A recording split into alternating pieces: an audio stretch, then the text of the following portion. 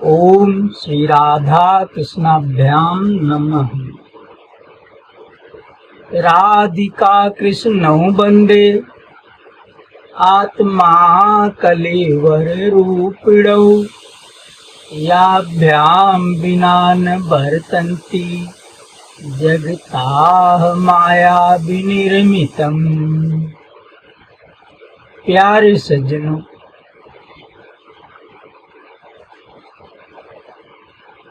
ज्ञान दान की प्रक्रिया में या यूं कहिए कि भगवान के गुणगान की प्रक्रिया में आज हम पुनः आप लोगों के सामने उपस्थित हैं और भगवान के गुणगान, जसगान संबंधी बातें अपनी तुच्छ बुद्धि के अनुसार आप लोगों को बताएंगे। आज हमारा मन कह रहा है कि एक विशेष तथ्य पर प्रकाश डालने वाली ही कथा कही जाए। और वो तथ्य क्या है?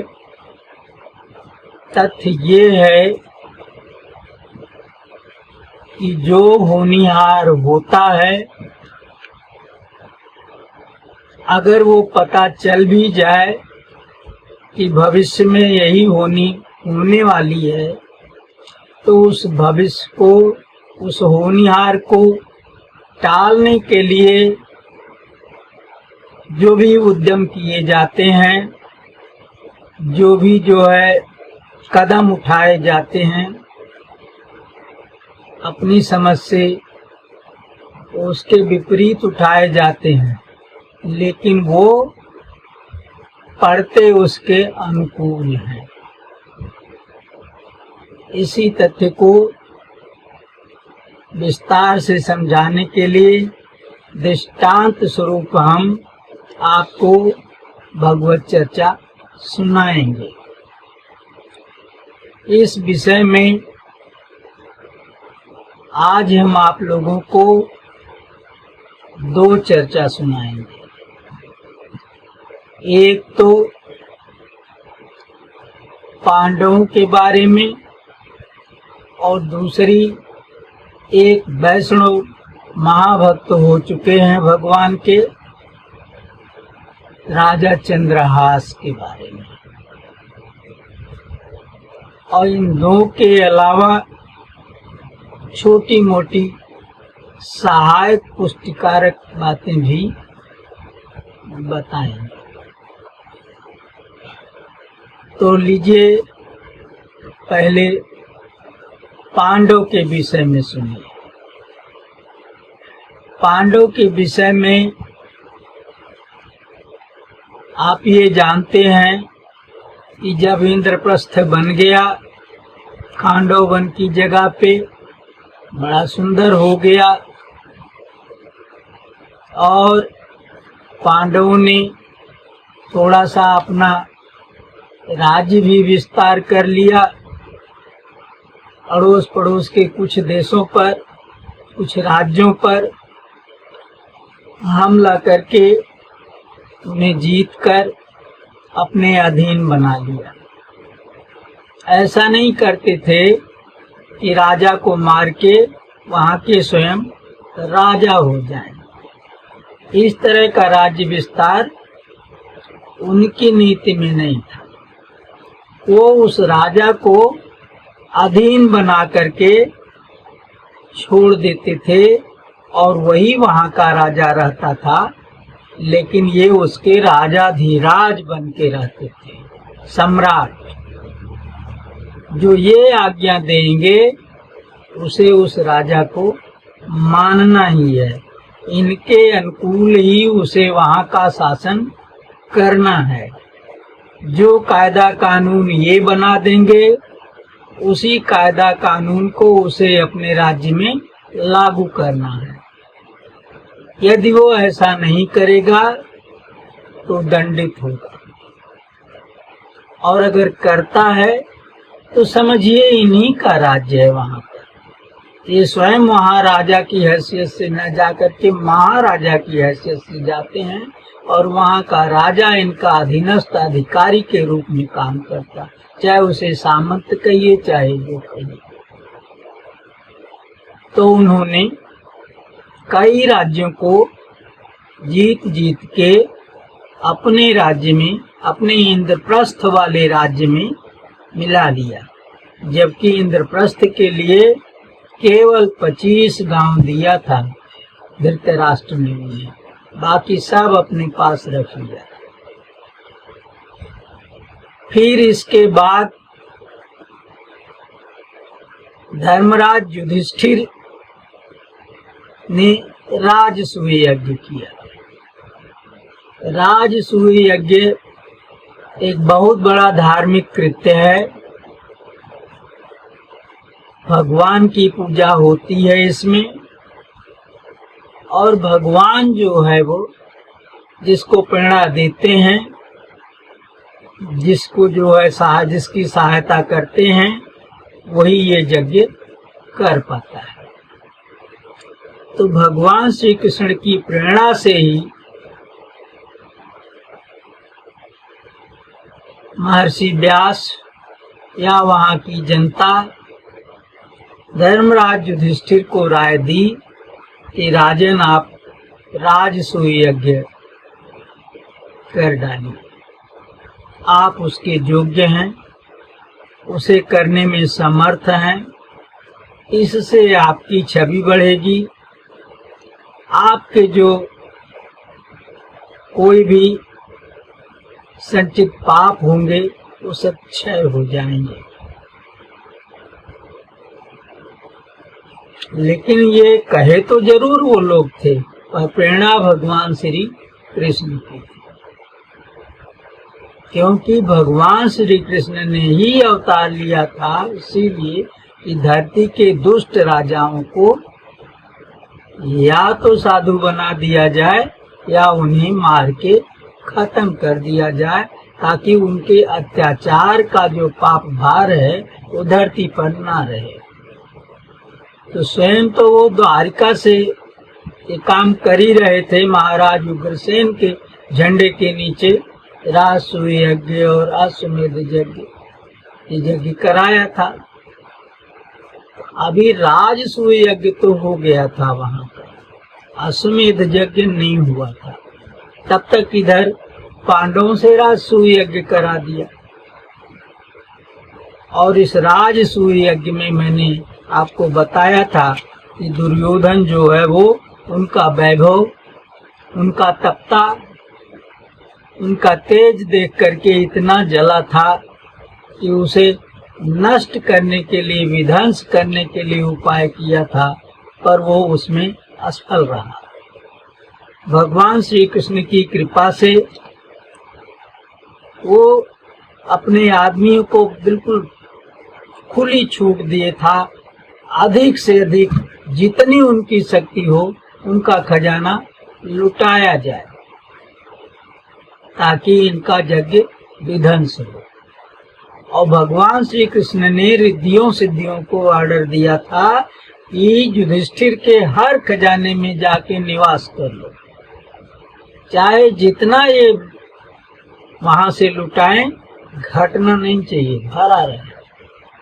तो इसलिए इतनी संपदा लुटाई गई, और छोटी मोटी चीज नहीं, जो ही मांगा, नहीं मांगा तो भी जबरदस्ती हीरा मोती माणिक ये सब गिन के नहीं दे जाते थे, झोरा भर भर के थमा दिया, बर्तन में भर के दे दिया।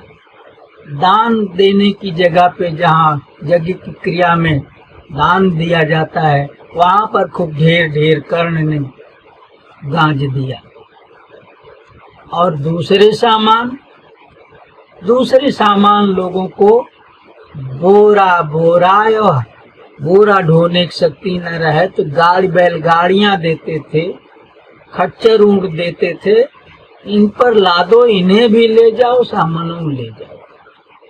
और फिर मन का है तो खुद आना, और नहीं तो गांव वालों को भेज देना, ले जाए। ये महाराज धर्मराज युधिष्ठिर का यज्ञ है, कोई ऐरा गैरा के नहीं है।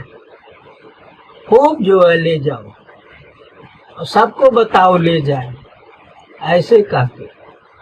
वहां फिर ये नहीं देखा जाता था कि सुपात्र लोगों को ही सामान दिया जाए, जबकि नियमतः सुपात्रों को दिया जाना चाहिए था, ब्राह्मणों को दिया जाना चाहिए था, या जो है वो श्रेष्ठ लोगों को, नागरिकों को दिया जाना चाहिए था, दीन दुखियों को दिया। लेकिन वो एक और से, चाहे दुखी आवे, चाहे धनी आवे, चाहे जिस वर्ण का आवे, चाहे जिस जात का आवे, आवे और ले जाए। चिट्ठा फिट्ठा नहीं देखा जाता था। पहले चिट्ठा से बात शुरू हुई थी, लेकिन जब वो खजाना खनियाते खनियाते बहुत ज्यादा फिर रिद्धि सिद्धि की कृपा से गांठ उठा, तो वो उसको सोच रहे थे किस तरह से खाली करें, तो ये स्थिति आ गई थी। चारों ओर 100 कोस में, 100 योजन में कोई मतलब दुखियारा रह ही नहीं गया। भिक्षुक कहने की बात खत्म करिए कि भिक्षुक नहीं रह गया, कोई दुखियारा नहीं रह गया। तमाम लोग छोटे मोटे राजा के बराबर हो गए। अरे जो हाथी मांग रहा है, एक हाथी नहीं 10 तो बोले 10 हाथी ले जाओ। एक रथ पे बैठ के जा रहा है, 4 छुच्छे ले जा रहा है, तो भी दो इसको ले जाए। रथ, घोड़े, हाथी, ये सब जो है जो ही मांग ले, और एक मांगे 4 ले। हर तरफ जो है जब तक यज्ञ नहीं हुआ, नगर के बाहर जितने रास्ते नगर में आने वाले थे या नगर से बाहर जाने, हर रास्ते पर ले जाने वालों की लाइन लगी रहती थी। एक तरफ से आने वाले आते थे, दूसरी तरफ से ले जाते थे, जैसे मेला लगा हो। और जय धर्मराज युधिष्ठिर की, जय महाराज युधिष्ठिर की, ऐसा राजा न सुना न देखा, ये सब बखान करते लोग जा रहे। तो वो जो है दुर्योधन जो है उनकी यज्ञ विध्वंस करने चला था, और विध्वंस न कर पा करके उनको आसमान पे बैठा दिया। इतनी बड़ी इज्जत दे दिया जितना बड़े को कोई पाया ही नहीं, और चला था बेइज्जत करने की। हंसी होए इनकी जगह हसाई होए कि यज्ञ करने चले थे और यज्ञ आने के पहले ही खजाना खत्म। ये सब हुआ था। और उसी यज्ञ में, ये तो हम कह चुके थे, उसी यज्ञ में शिशुपाल का वध हुआ था। शिशुपाल जो है वो पिछले जन्म का रावण था, भगवान श्री कृष्ण की बुआ का लड़का था। और जन्मते समय उसके 3 आंख और 4 हाथ थे, और जन्मते ही वो गधे की आवाज में जोर जोर से रेका था, गधा जैसा रोया था, बोला था। इसलिए माता पिता, परिवार वाले और जितने भी वहां थे, दरबारी सभासद या गांव वाले पुरजन लोग, जो ही सुने सब डर गए। और सब जो है एक मत होकर के ये सलाह बनाने जा रहे थे, ये लड़का रखने लायक नहीं है, ये महा अशुभदायक जान पड़ता है, इसको फेंक दिया जाए, इसका त्याग कर दिया जाए। माता पिता भी उस बात के लिए तैयार हो गए थे। तभी आकाशवाणी हुई, क्योंकि देवताओं को तो उसे त्यागवाना नहीं था, उसे भगवान के हाथ से मरवाना था। तो उन लोगों ने कहा, आकाशवाणी में देववाणी हुई कि राजन, ये बालक आप इससे डरिए नहीं, इससे बहाइए नहीं, ये बड़ा बलवान होगा, बड़ा वैभवशाली होगा। तो जब ये आकाशवाणी बोली तो उसकी माँ जो थी ना, वो जो बहुत डर गई थी, तैयार हो गई थी फेंका जाए, वो बहुत प्रसन्न हो गई अपने कि चलो अब हमारा बच्चा मारा नहीं जाएगा, बहाया नहीं जाएगा। तो उसे झट से गोदी में उठा ली, चूमी चाटी, फिर उसे लेटा करके हाथ जोड़ के बोली, हे गगनबाणी करने वाले देवगण, आप चाहे जो हो, पर आपने जो वाणी बताई उससे आपने मुझ मरते को जिंदा कर दिया। मैं बहुत प्रसन्न हुई।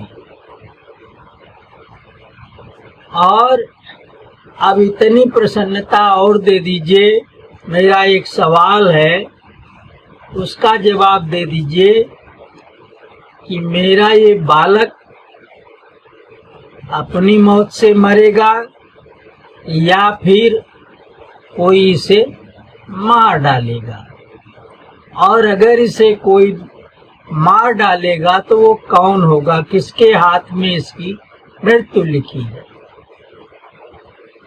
रानी का ये विनम्र निवेदन सुनकर के देवताओं ने पुनः आकाशवाणी किया कि रानी, आपके इस बालक की मृत्यु उस व्यक्ति के हाथ में है जिसकी गोद में इसे अगर आप रख दें तो इसकी 4 भुजा में से 2 टूट के निकल जाएगी, 2 ही बचेगी, और जिसके निहारने से इसकी 3 आंख में से 1 आंख लुप्त हो जाएगी, 2 ही बचेगी। ऐसा जो व्यक्ति होगा उसी के हाथ से ये मारा जाएगा, और ये अचल सत्य है। फिर क्या करें? अब वो बड़े गाढ़े में पड़े, तो वहां मौके पर जो लोग थे सबकी गोद में बारी बारी से बच्चा रखा गया, पर ऐसा कुछ नहीं हुआ। गांव के जो लोग देखने ताकने आवे, सबकी गोद में है। अगर वो सुनने वालों में जान रहे हैं तब तो जानते हैं किस लिए धर रहे हैं, लेकिन जो नहीं जानते थे उनको बताते नहीं थे। जैसे लोग बच्चा खिलाने के लिए दूसरे गोद में डाल देते हैं, वैसे पहुंचते ही उसकी गोद में पहले बच्चा दिखाया जाता था डाल के, और फिर उसका स्वागत सत्कार होता था। लेकिन ऐसा पता नहीं चला, ऐसा आदमी अभी तक नहीं आया। कुछ दिन बाद भगवान श्याम सुंदर और उनके बड़े भैया बलराम जी वहां गए वो लड़का देखने। क्यों गए? क्योंकि जब सुना हमारी बुआ जी के ऐसा लड़का पैदा हुआ है जिसके 4 हाथ और 3 आंख है, और गधा की तरह चिल्लाया था, तो देखने गए। और वहां पर जो है उनको पा करके उनकी बुआ बहुत प्रसन्न हुई। राजादी देवी नाम था उनका, और फूफा का नाम था राजा दंघोष।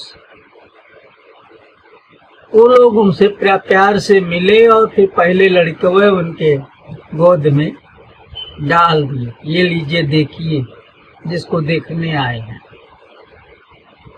लेकिन जैसे ही भगवान श्री कृष्ण के गोद में लड़का वो डाली, तैसे उनके आंख के आगे ही उसके 2 हाथ तो टूट के गिर गए कंधे पर से, जैसे 2 ही था, 2 थे ही नहीं। इस तरह से छोल के जैसे निकल जाए। और उसका चेहरा जब निहारे तो उसकी 1 आंख भी गायब हो गई। मालूम होता था कि ये 2 आंख थी, 1 आंख थी ही नहीं। ऐसा सुंदर सपाट बन गया माथा। तो उसे देख करके जो है वो रानी राजाधिदेवी फूट फूट के रोने लगी थी। जब फूट फूट के वहीं कृष्ण भगवान के पैर के पास बैठ के रोने लगे, तो मनाने लगे कि बुआ क्या हो गया, आप क्यों जो है रो रही हो, क्यों इतना बिलख रही, बताओ तो सही। बड़ी देर तक वो बताए ही नहीं, रो रही थी। बाद में उन्होंने बताया कि देखो कन्हैया, इस तरह की बात हुई। और उस समय कन्हैया जो थे, तो ठीक से पता नहीं, हमको उस पर कहीं लिखा नहीं पाए कि वो द्वारिकापुरी में थे कि मथुरा में थे। मेरे ख्याल से द्वारिकापुरी से गए। तो उन्हें बताएं कि ऐसे ऐसे इसका जन्म हुआ, ऐसे आकाशवाणी हुई, और कन्हैया देखो तुम्हारी ही गोद में रखने से इसकी दोनों बाहें निकल गईं और इसकी आंख भी लुप्त हो गई। तुम्हारे हाथ में इसकी मौत लिखी, इसलिए हम रो रहे हैं। दूसरा होता उसे आशा कम थी, लेकिन हम तो तुम्हारी बड़ी बुआ हैं, हमारे भतीजा लगते हो। हमें वचन दो कन्हैया कि तुम हमारे बेटे को मारोगे नहीं। ऐसा कह के उनका पैर पकड़ के रोने लगी। बहुत रोई। कहीं हमको एक जवान दे दो। यही भगवान तो भगवान शिव की नहीं तरह नहीं है। जो पिछली कथा आपको बृकासुर की हमने सुनाया था, तो उसमें जो है वो सुखदेव जी ने बताया था राजा परीक्षित को कि ब्रह्मा जी और भगवान भोलेनाथ ये दोनों जने लगभग एक स्वभाव के, वरदान देने में आगा पीछा नहीं सोचते, बस आशुतोष कहलाने के चक्कर में जल्दी प्रसन्न हो जाते हैं और जो ही मांगता है दे बैठते हैं, बड़े जल्दी खुश हो जाते हैं। और ये बड़े जल्दी नाराज होते हैं तो शराब भी दे देते हैं। पर भगवान नारायण ऐसा दोनों में से एक भी नहीं करते। उसी कथा के दौरान जो है वो बात हमने बताई थी कि बृकासुर को उन्होंने बिना सोचे समझे ये वरदान दे दिया था कि जिसके सिर पे वो हाथ रखे वो वहीं दरिये मर जाए, और फिर वो शंकरे जी के सिर पे हाथ रखने के लिए दौड़ा लिया था। तो यहाँ पर जब ये वरदान मांगने लगी, वचन मांगने लगी, तो भगवान ने उन लोगों जैसा व्यवहार नहीं किया। नहीं तो उनकी रोवाई देख के कहा देते कि ठीक हम नहीं मारेंगे। भगवान तो जानते थे ये कौन है, कैसे है, ये रावण है पिछले जन्म का, हमारे हाथ से इसका उद्धार होना है, वैकुंठ लोक का ये द्वारपाल है, जय विजय है।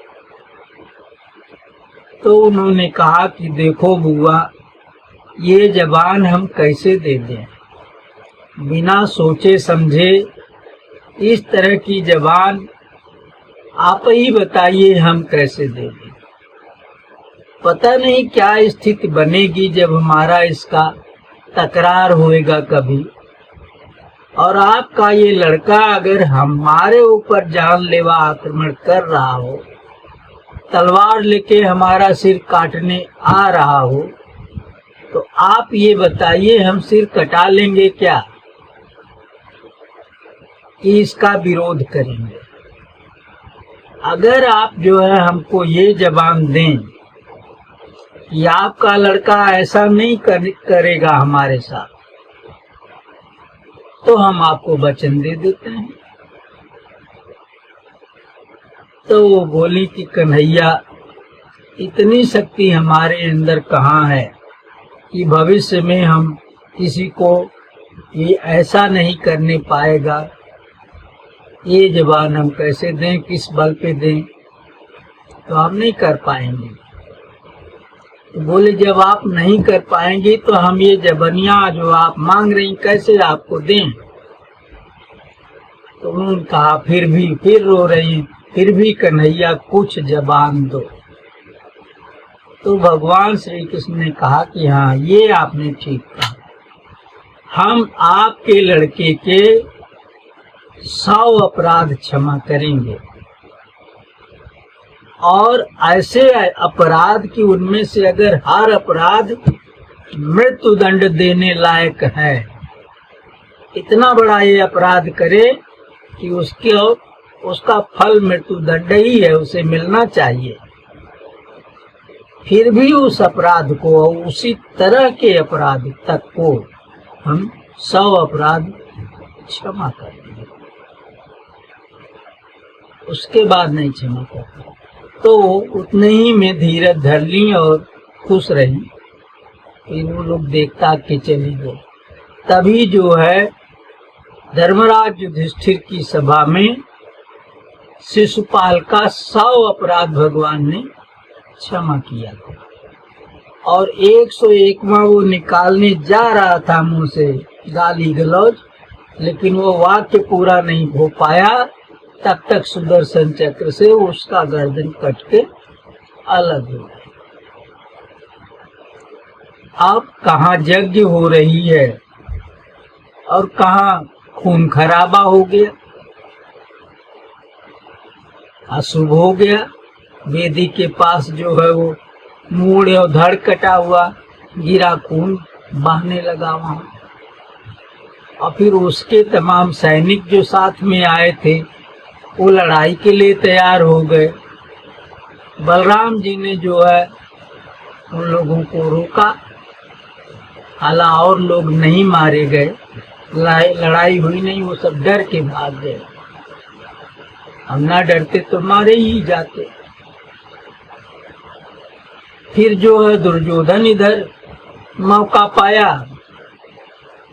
तो ये कहने लगा कि ये धर्मराज युधिष्ठिर ने ठीक नहीं किया, अपने घर बुला करके जो है वो आगंतुक राजा का वध करवा दिया। ये लोग एकदम नहीं बोले, कृष्ण ने यही वध कर दिया और ये चुप साधे बैठे ना, इनको उनकी खिलाफत करनी चाहिए, ये नहीं करते तो हम करेंगे। ये कह करके ये युद्ध की तैयारी करने लगा। उसे भी भगवान श्री कृष्ण और दाऊ जी ने अपना रोष दिखा करके एकदम हड़का दिया, तो उसकी हिम्मत हार गई। नहीं तो वो कहे थे भगवान कि अगर वही इच्छा है तो उस ढंग का करते हुए पेश आओ, फिर देखो तमाशा। फिर जो है वो हिम्मत नहीं पड़ी, तो आगे कत्लेआम तो नहीं हुआ, पर एक जो है बड़ी देर तक हलचल और ये सब बातें, और उसकी देह दूसरी जगह वहां से हटवाना, खून पुछवाना, लीपना पोतना, फिर तब शुरू हुआ। तो धर्मराज युधिष्ठिर ने जब यज्ञ पूरी तरह से पूरा हो गया, उसका अवभृत स्नान हो गया, जो अंतिम क्रिया होती है, तब इसके बाद सब लोग की विदाई हुई। जितने न्योतारी आए थे वो सब विदा हो के दान दक्षिणा पाके, नेक चार पाके विदा होके गए। कौरवों को इन्होंने जो है वो रोक लिया, उनसे कहा कि भैया कुछ दिन और रुक जाइए, अच्छा नहीं लगेगा, आए हो अपने घर के हो, दूसरे लोग तो घर के थोड़े थे, चले गए, पर आप लोग जो है कुछ दिन यहाँ और रुक जाइए, थोड़ा सा मन मनसायन हो जाएगा, अच्छा लगेगा, तब चले जाना। तो रुक गए। रुक तो गया, लेकिन दुर्योधन जो है वो भीतर ही भीतर सुलग रहा था, क्योंकि जो है उनका प्रताप, उनका वैभव, उनकी इज्जत देख करके उसे सहन नहीं होता था। उसी की वजह से तो उनके यज्ञ विध्वंस की जो है योजना बनाई थी। यज्ञ विध्वंस होने कौन कहे, और ज्यादा जो है वो बड़े पैमाने पे सिद्ध हो गया। चारों ओर जो है चर्चा होने लगी कि ऐसा तो कोई राजे नहीं हुआ भाई, इतना दान दक्षिणा तो किसी भी यज्ञ में न सुना नहीं गया, और देखने कौन सी गई। तो उनको तो इसने उनकी खराबी करने के बहाने आसमान पे बैठा दिया। तो अब भीतर वो जलन जो है सुलगने वाली वो और बढ़ गई। लेकिन वो ऊपर से ये भी दिखाना चाह रहा था कि हम भीतर से सुलग नहीं रहे, इसलिए रुका। और रुका तो वहाँ जो है धर्मराज की सभा में जो मैदानों ने बनाई थी, जिसकी विशेषता हम बता चुके हैं कि जल की जगह थल, थल की जगह जल, और जो है उस दीवालों में गेट की जगह दीवाल, दीवाल की जगह गेट, ये दिखाई देता था। साथ ही जो ये एक विशेष बात थी वो ये थी कि द्रौपदी स्वयंवर में जब से दुर्योधन ने द्रौपदी को देखा था, तभी से उनके रूप लावण्य पे मुग्ध हो गया था, एकदम कामासक्त हो गया था और द्रौपदी को पाने के लिए बहुत बड़ी कामना रखता था। देखिए, वो किसी भी तरह से उसके लिए द्रोणाचार्य उठे, उसके लिए कर्ण उठे, और भी जो उठे, हो सकता भीष्म भी उठे हों, हमें याद नहीं है। और वो जो है इसीलिए उठे कि हम स्वयंवर जीत लेते हैं निशाना लगा के, और कन्या दुर्योधन लाए, रिया उठेगी। लेकिन उसके सारे उपाय फेल हो गए, कोई जो है मत्स्य भेद नहीं कर पाया। ब्राह्मण के वेश में आए हुए अर्जुन ने मत्स्य भेद किया। तो एक भिक्षुक ब्राह्मण के हैसियत से वो वहां आए थे, उन्हें गरीब दुखिया समझ करके ये वहां पर उखड़ गए सब लोग और बोले कि इससे जो है हम राजकुमारी को छीन लेंगे। तो छीनने की बात कहाँ से आई? इसीलिए कि वो पूरी तरह से आसक्त था, उनको अपनी मेहरारू बनाना चाहता था। इसलिए सोचा कि अब ऐसे नहीं तो ऐसे, जबरदस्ती सही छीन लो। तब भगवान श्री कृष्ण और बलराम जी खड़े होकर के ऐसा बोले थे कि उसकी हिम्मत हट गई और चला गया। चला तो गया, लेकिन वो जो है वही राजकुमारी उसकी भाभी बन के उसके घर में आई, तब भी उसकी नीयत ज्यों की त्यों थी। उन्हें देखता था तो उसकी देह में काम बाण लग जाता था, वो इतना कामासक्त हो जाता था कि उनके साथ दुष्कर्म करने के लिए आतुर रहता था। पर वो उसकी सामर्थ्य नहीं थी कि पांडवों के साथ इतना बड़ा दुस्साहस कर सके, सो भीतरे कलबलाता था। और वो जब उस सभा में घुसा, उस दिन बड़ा खिन्न था, हाथ में तलवार लिए, और जो है वो कहीं गेट कीपर जो पहरेदार है उसको नस में डांटता हुआ घुसा। भीतर कोई दासी ओसी थी, उससे बिगड़ गया। दासी ने कहा, राजकुमार उधर से मत जाइए, उधर जल है आगे, इधर से जाइए।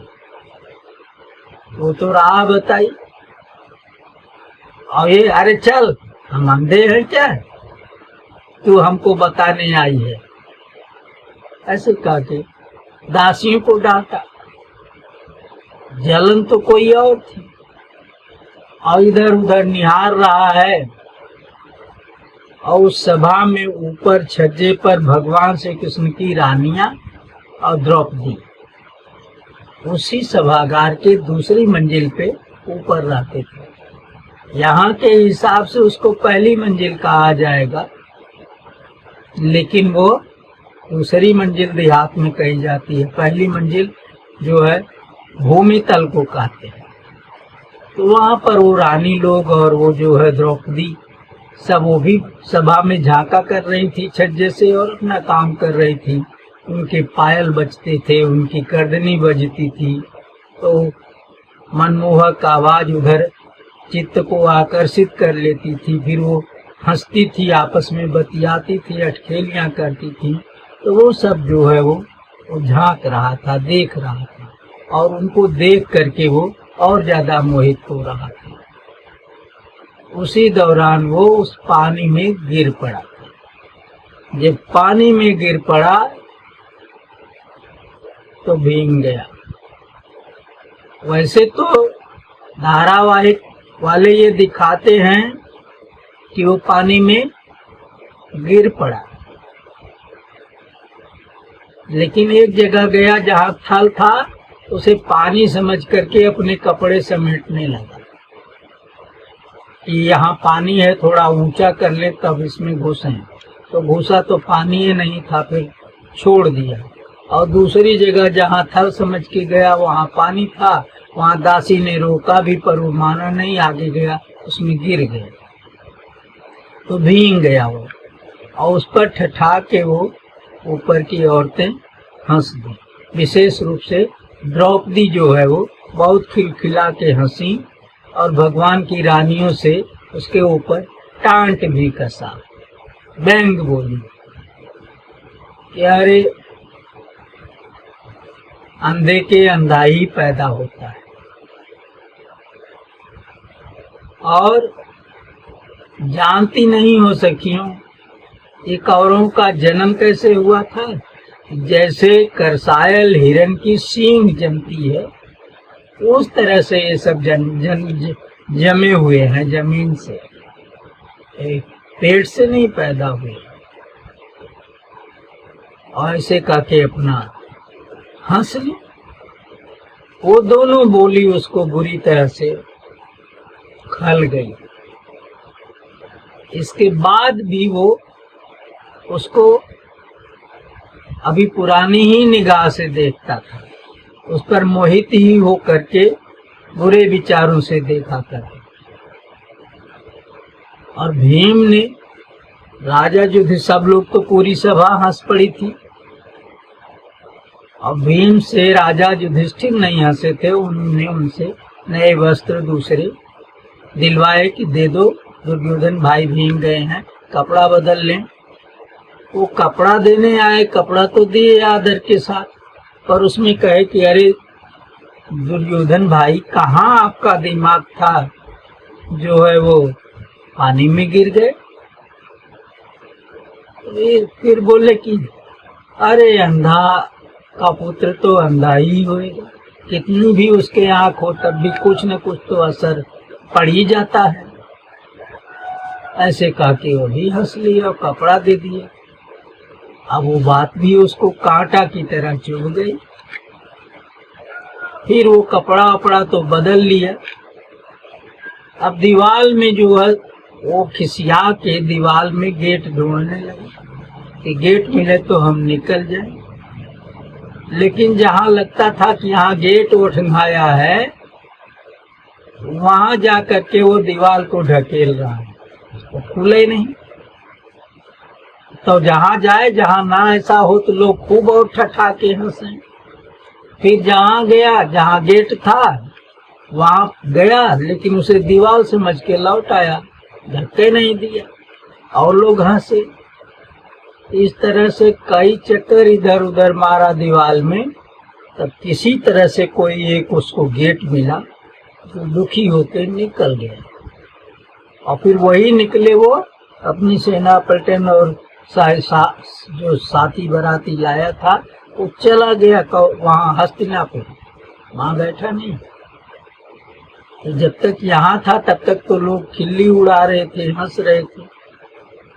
केवल धर्मराज युधिष्ठिर नहीं हंसते थे, बल्कि लोगों को रोकते थे। पर यहाँ भगवान श्री कृष्ण खुद हंसते थे और सबको इशारा करते थे, दूसरे लोग भी हंसते थे उनकी सह पा करके।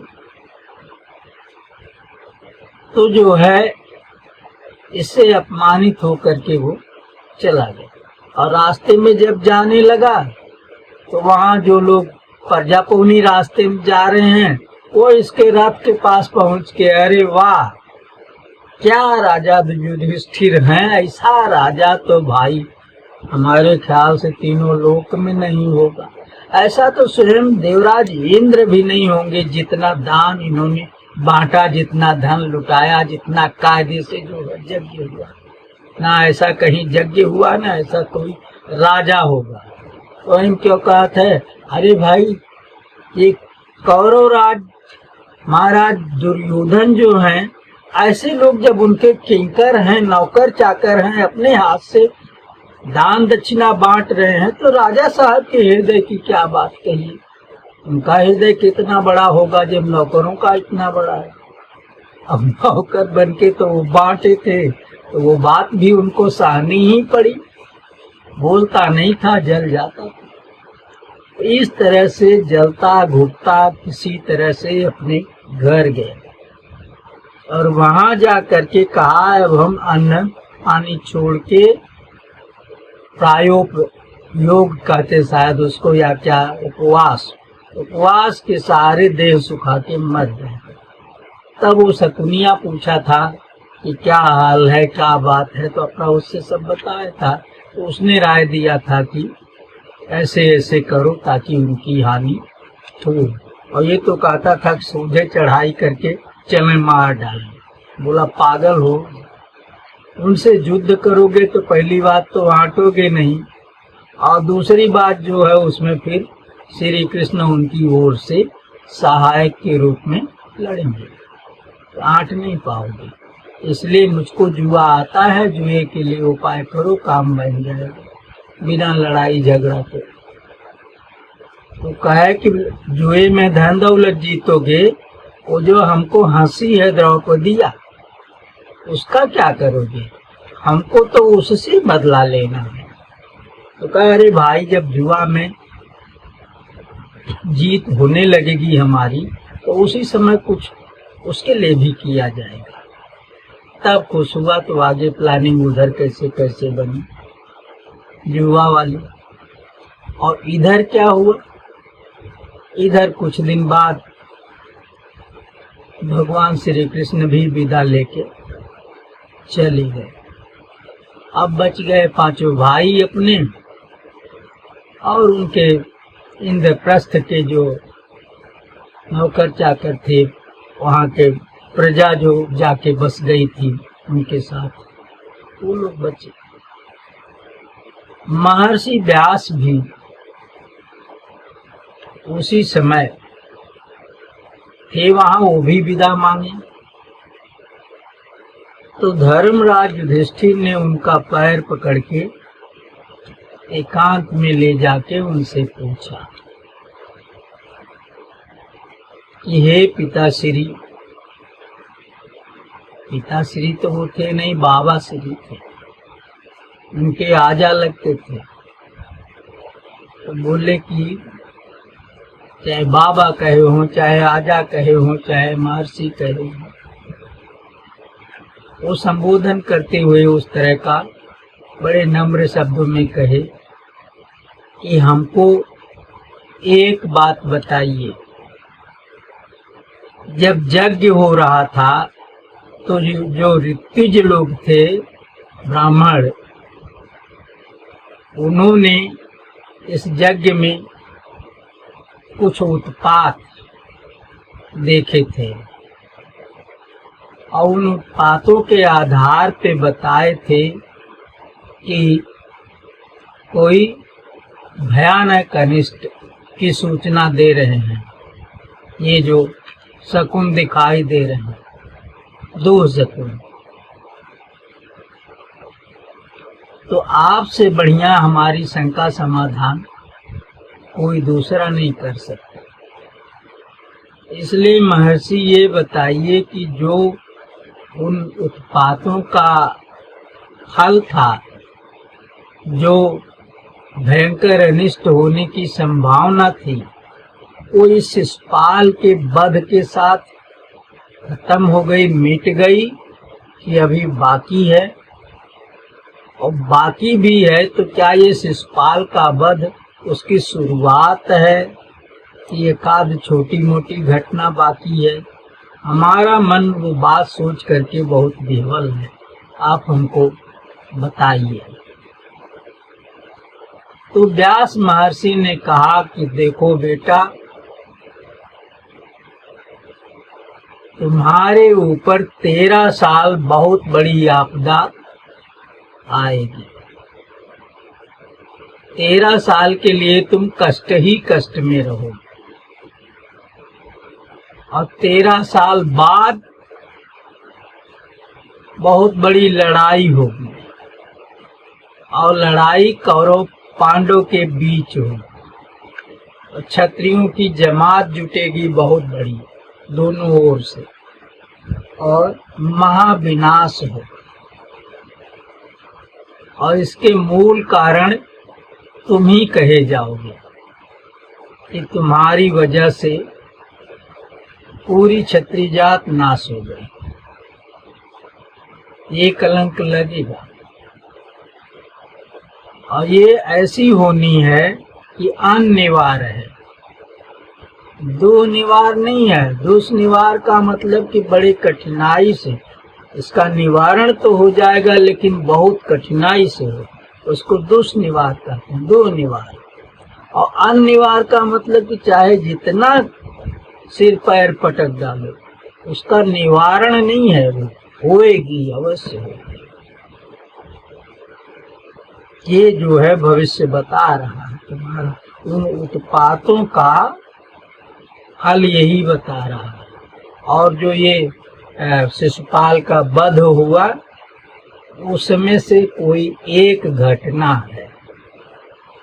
अभी ऐसी या इससे बड़ी बहुत सारी घटनाएं हुई तुम्हारे उस 13 वर्ष की आपदा काल में, और बाद में तो युद्ध होगा, उसमें तो बहुत बड़ा खून खराबा होगा। लेकिन तुम चिंता न करो, इसको जान गए हो तो उस हिसाब से अपने दिमाग को संतुलित रखते हुए रहना, ताकि जो है कोई परेशानी न खड़ी हो और कौरवों से आपकी लड़ाई की शुरुआत कहीं से ना बने। ऐसी इस बात की कोशिश करना और राज्य करो। ऐसा कहते महर्षि व्यास चले गए। जब चले गए तो अपने पांचों भाइयों को, चारों भाइयों को फिर से बुलवाया उन्होंने अपने पास और उनसे कहा कि हमने ऐसे ऐसे प्रश्न किया और ये उत्तर व्यास महर्षि ने दिया है। तब से हमारा मन बहुत विवल है, बहुत व्याकुल है, और ऐसे राजपाट से क्या लाभ है जो कलंक माथे पर दे, पूरी क्षत्रिय कौम के नाश का टीका हमारे माथे पे लगा दे। इस राजपाट से, इस राजा बनने से क्या फायदा है। इसीलिए सोच के हम बहुत दुखी हैं। तो अर्जुन ने कहा, भैया देखिए, दुखी मत होइए। महर्षि व्यास ने तो भविष्य बता दिया, वो घटना तो घटेगी, लेकिन ये है कि आप शांति पूर्वक कोई भी कदम उठाने के पहले 100 बार सोच के तब कदम उठाइए, ताकि जो है वो जहां तक हो सके वो घटना न घटे, टल जाए। अपनी भरसक उसे टालने का ये उपाय करिए। सोच विचार के हर काम को करिए। और हम लोग 4 भाई हैं, हम लोग आपको पूरा सहयोग देंगे। इसमें जो आप कहेंगे वही हम लोग भी करेंगे। क्रोध को शमित किया जाएगा ताकि रार किसी तरह से बढ़े न, सह बहते रहेंगे और आपकी आज्ञा को एकदम सिर माथे रख के अपेल समझ के उसको मानेंगे। इसी बात पे दस्तखत भीम, नकुल, सहदेव ने भी किया। तब जो है वो धर्मराज युधिष्ठिर उस ढंग से रहने लगे। अब देखिए, यहाँ से शुरू होती है हमारी वो बात जिस पर आज हम कुछ कहने के लिए आप लोगों के सामने प्रस्तुत हुए। वो बात क्या है? वो बात ये है कि होनहार को टालने के लिए हम जो भी उद्यम करते हैं, जो भी कदम उठाते हैं, सोचते हैं कि उद्यम ये हमारा उद्यम, ये हमारा कदम उस होनहार के खिलाफ पड़ेगा, होनहार को टालने का उपाय करेंगे, लेकिन वो कदम हमारा उसके अनुकूल पड़ता है, वो टलता नहीं बल्कि और करीबे आता है। तो जो ये राय दी गई, जो विचार उनके अंदर आया और उसका समर्थन चारों भाइयों ने किया, ये उस होनहार के अनुकूल हो गए। वो जबकि समझ रहे थे कि हम फैसला जो ले रहे हैं ये होनहार के खिलाफ है। ऐ भाई, वो जब कुछ कहेगा, गरियाएगा, रिसियाएगा, हम बोलबे नहीं करेंगे, सह लेंगे, दब जाएंगे, टाल देंगे, जहाँ तक हो सकेगा उसकी हर बात मान लेंगे ताकि वो खुश रहे, झगड़ा न करे, रार न बढ़े, अपनी ओर से दब दबा के बल्कि रह लेंगे। तो इससे जो रार होने वाली होगी वो टलेगी। यही तो सोच करके उन्होंने अगला कदम सब इसी विचार से लेने का फैसला किया, लेकिन ये जो है उसके अनुकूल हो गया। जितने आप बहटियाओगे उसका हौसला बढ़ा। एक आपसे जो है वो अनुचित काम करवा लिया, आपने चुपचाप कर दिया तो दूसरा भी करवा लेगा, तीसरा भी करवा लेगा। और आप तो सोच रहे हो कि हम उसकी आज्ञाएं मानते चले जाएंगे, तो मानते चले जाओ और काम उसका बनता जाएगा। तो होनहार जो साल भर में होने वाला है, पता लागू 1 महीना में आके खड़ा हो गया सामने। तो आपके ये कदम, आपके उद्यम उसके अनुकूल हो गए होनहार के। और यही कारण है कि तभी वहां पर जो एक दुर्योधन ने धृतराष्ट्र से मिलकर के एक सभागार बनवाया। हमने युधिष्ठिर के यहाँ एक सभागार देखा है, बहुत बड़ा है, बड़ा अच्छा है, बड़ी विशेषताएं हैं। और जो है वैसा सभागार हमने न सुना न देखा कहीं। हमारे यहाँ भी सभागार वैसा बने, तो बनवाया।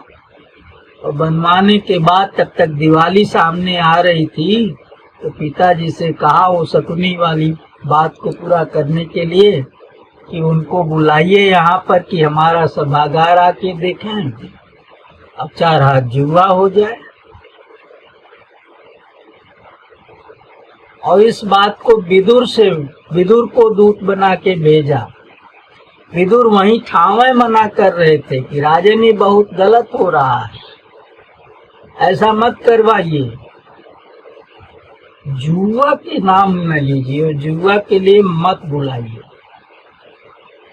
देखने के लिए बुला रहे हैं तो कोई बात नहीं है, पर ये शब्द उसमें से जोड़ दीजिए कि यहाँ जो दिवाली की रात है, बड़े बड़े राजा महाराजा सब जुटेंगे, आप भी आओ और वहाँ 4 हाथ जुआ हो जाएगा, ये निकाल दीजिए, ये कदम खराब है। लेकिन वो महामंत्री थे, उनकी बात का कुछ ध्यान न दे करके वो सुरवा ने कहा कि विदुर जी जाइए और जो हम कहे हैं वो करके उन लोगों को आमंत्रित करिए, हो सके तो सतुएं लिया आइए। अब वो क्या कहे, उसको उसने सोचा कि नहीं सोचा, इस पर कोई जो है वो बतिए नहीं कहा। तब विदुर जी बेचारे दुखी मन से वहां गए। वहां इधर व्यास जी से पूछ करके दुखी हुए पांडव, फिर ये फैसला लिए कि हम ऐसे चलेंगे, कौरवों से रार टालने के लिए उनकी लगभग हर बात मान लेंगे, उनसे थोड़ा सा दबदबा के रहेंगे, जो बातें टालने लायक होंगी टाल जाएंगे, कुछ सह जाएंगे। ये अपना कदम बनाया और उधर विदुर जी जब आ गए तो उनको देखते ही, जबकि वो परम प्रिय थे उनके, फिर भी उनको देख के एक बार डर गए, कांप गए। धर्मराज युधिष्ठिर बोले अरे ये क्या, तब तक कि चाचा जी कहाँ से आ गए। फिर उनका स्वागत सत्कार करके बैठाया तो उन्होंने कहा कैसे ऐसे, धृतराष्ट्र ने भेजा है बेटा, कहवा भेजा है, हमने मना किया पर वो हमारी बात पर ध्यान ही नहीं दिया, तो संदेशा तो हमको आके कहना है, वो हम कह दिए, जैसा उचित समझो वैसा करो। तो वो लोग बोले कि चाचा जी, अब बड़े दादा जब इस तरह से कहे हैं बड़े पिताजी तो चलने हैं, उनकी बात माननी है, नहीं बुरा मान जाएंगे। उसी अपने बनाए हुए धारणा के अनुसार जवाब दिया और फिर चले गए। और फिर वहां पर चौपड़ बिछाया गया रात में, दिवाली के दिन। तो जो है वो उसने शकुनी को बैठा दिया, हमारी ओर से ये खेलेंगे। उस पर भीमुम ने ऐतराज किया, क्यों, राजा के साथ राजा खेलेगा, युवराज खेलेगा, तुम खेलो, तुम्हारे साथ भैया खेलेंगे जुआ, और किसी को बैठाओगे तो उसके साथ नहीं खेलेंगे। कहा इसमें क्या ऐतराज है भाई, हमने बैठाया, आप चाहे तो आप भी किसी को बैठा दीजिए, हमको ऐतराज नहीं था, आपको क्यों ऐतराज है। जो थोड़ा टाइट बोलता था, ये दब दब के बोलते थे। तो धर्मराज युधिष्ठिर ने अपनी उस धारणा को महत्व देते हुए, अच्छा भैया ठीक है, चलो यही सही। तो शकुनी के साथ जुआ खेलने के लिए तैयार हो गए। फिर शकुनी ने जैसे जैसे दांव लगवाया, लगाते गए, सब कुछ जब हार गए, अपने को भी हार गए, पांचों भाई को, तभी उसने कहा कि अभी आपके पास रानी द्रौपदी बकाया है। उनका नाम सुनते बेहोश हो गए धर्मराज युधिष्ठिर, लेकिन बुद्धि मारी गई थी। होनहार तो प्रबल होता है ना। फिर जब होश में आए तो उनके भाई लोग बताए कि भैया ये दांव नहीं लगेगा। और भीष्म वगैरह भी एक बार कहे कि राजन अब जुआ बंद करा दीजिए, बहुत हो गया, अब जुआ नहीं आगे खेला जाएगा। लेकिन सुरवा काहे को माने, सुरवा तो जैसा सुन रहा था कि हर दांव हमारे पक्ष में पड़ रही, उतने खुश हो रहा, वो बोलवे नहीं किया कुछ। और उधर दोनों शकुनी और शकुनी, कर्ण, दुशासन, दुर्योधन सब ललकार रहे थे, धर्मराज जी आप उसको लगाइए दांव पे, और उसके बदले में हम सब लगा देते हैं, जितना आप हारे हैं सब एक तरफ द्रौपदी, आप हारोगे तो द्रौपदी हमारी हो जाएगी, और आप जीतोगे तो सब पूरा रात माल खजाना जो हारे सब हम लगा देंगे, आपका हो जाएगा। वो दाम लगा दिया।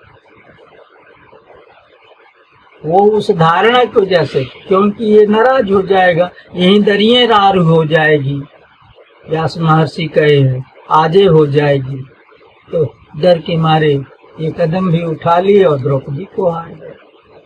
फिर आगे आगे जो कुछ हुआ बताने की बात नहीं है, सज्जनों आप सभी लोग जानते हो। तो इतने से ही ये प्रकाश पड़ जाता है कि होनहार को टालने का उद्यम करना या कदम उठाना होनहार के विपरीत नहीं बल्कि उसके अनुकूल पड़ता है। तो ये पांडव की कथा अब यहीं पर खत्म करते हैं। अब दूसरी एक कथा छोटी सी सुन लीजिए। ये किंवदंती है, ये हमने कहीं पढ़ा नहीं है, पर इस बात की पुष्टि पर प्रकाश डालती है। एक पंडित जी थे, उन्होंने विचार बनाया कि राम से बड़ा राम कैदासा कहा गया है, तो राम को खुश करने के लिए उनके प्रिय भक्त को खुश कर ले उनकी। और प्रिय भक्त ढूंढे तो उन्हें गरुड़ जी उनके लक्ष्य में निकले। बोले गरुड़ जी की हम भक्ति करेंगे, गरुड़ जी हमारे लिए खुश रहेंगे, तो जो बात भगवान से होने वाली है वो कह के हमारे लिए करा देंगे। ये भावना बना के वो गरुड़ के भक्त हो और जो है वो पूजा पाठ करते थे। गरुड़ जी की विधिवत पूजा बड़े सच्चे मन से। गरुड़ जी इतना खुश हुए कि जब वो याद करते थे तो वहीं पहुंच जाते थे। तो बोलते थे बताओ कैसे याद किया, और जो काम वो कहते थे वो भरसक कर देते थे। एक दिन उनको जो है वो पूजा ही कर रहे थे, तब तक काल आके उनका मृत्यु आके बड़े जोर से हंसी उन्हें देख। पंडित जी बोले अरे ये तो काल है, ये तो हमको देख के हंस रहा है, बड़ा गड़बड़ है, जरूर कुछ हमारे साथ करने आया। तुरंत वो गरुड़ जी को याद कर लिए। जब इससे बचने के लिए महात्मा गरुड़ से अच्छा हमारा कोई सहायक नहीं है। गरुड़ जी को याद किए, गरुड़ जी पल भर में वहां हाजिर हो गए। बोले पंडित जी बताइए कैसे याद किया। और तब तक काल जो है वो अंतर्ध्यान हो गया था। उन्हें देख के हंस के जब वो देखे ओखे, इसके बाद अंतर्ध्यान हो गया। और गरुड़ जी को याद किए तो गरुड़ जी वहां पर आ गए। गरुड़ जी ने पूछा तो पंडित जी ने बताया कि हमको देख करके काल जो है आज ठहाका मार के हंस रहा था, हम बहुत डर गए हैं गरुड़ जी, वैसे ही वो हमको मारने आया था, तो हम तभी आपको याद किए हैं। ऐसी बात है? बोले हाँ। बोले हमारी पीठ पर चढ़ो, आपको यहाँ से बहुत दूर पहुंचा देते हैं। तो गरुड़ जी की पीठ पर सवार हो लिए और वो उड़ चले। गरुड़ जी की चाल बताई जाती कि एक पल में 1000 कोस, 1000 कोस के माने 3000 किलोमीटर, और पल माने जो पलक भजती है वो। आदमी की आंख जो है रह रह के ऐसे ऐसे बंद और खुलती है, बंद होती खुलती है, इसी को पलक भंजना कहते हैं। और ये जो एक बार भंजी फिर दोबारा भंजी, इस बीच के गैप को पल कहते हैं। उतनी देर में 1000 कोस गरुड़ जी उड़ते थे।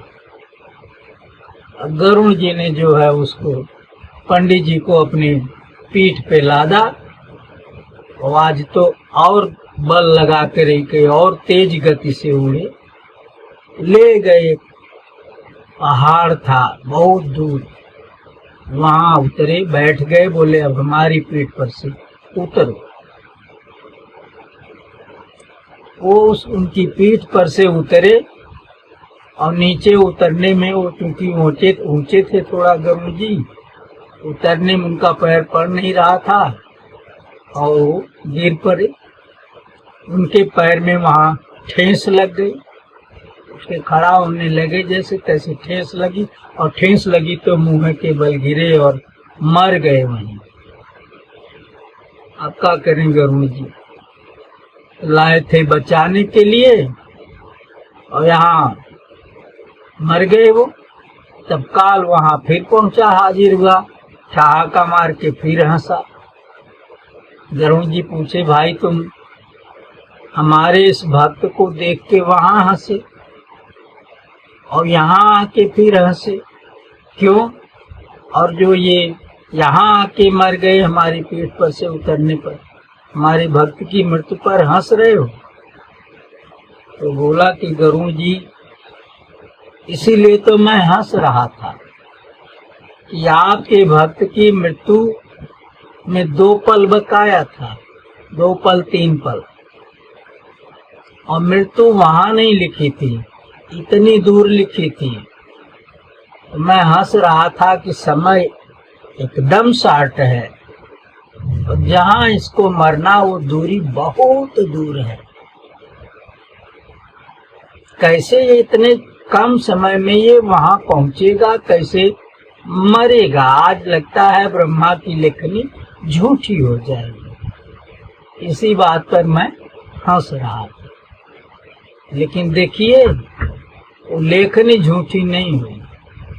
जितने ज्यादा दूरी थी उतने तेज गति वाला साधन मिल गया और उस साधन से उड़ करके वो उसी समय के भीतर यहाँ आ गया और आपकी पीठ पर से उतरते ही उसका समय ओवर हो गया तो ठेस लगी, गिरा और मर गया। तो दरुण जी क्या करें बेचारे, सुन के चले गए। तो तब ये कहावत बन गई कि जाकी जस भवितव्यता तैसी मिले सहाय, और आप उन्हें आवे ताहि पे ताहि तहां ले जाए। जिसका जैसा होनिहार होता है वैसा ही सहायक मिल जाता है।